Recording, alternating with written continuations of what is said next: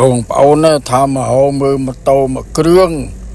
គីឡូមានអាកាចាស់អីគ្រាន់ចូលផ្សារទុកចោលគេមិនយកអីឥឡូវមកដល់កន្លែងម៉ូតូកន្លែងឃ្លាំងម៉ូតូនេះម៉ែអើយលោកអើយក៏ដូចភ្នំហើយដូចរបៀបដូចខ្មោចអត់មានសាច់ញាតិចឹងនេះតាំងពីជំនាន់មាសទិញ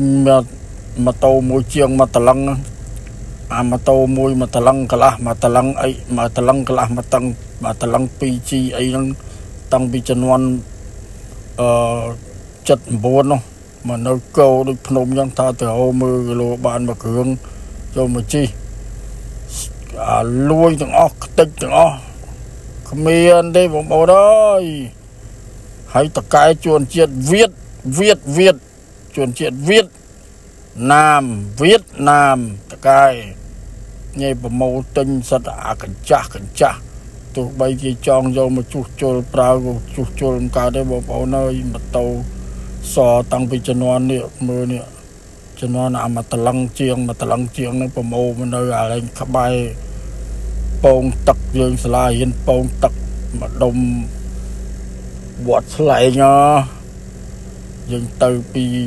គុកព្រៃសរតិចទៅនៅកកកុញនៅនឹងច្រើនណាហើយ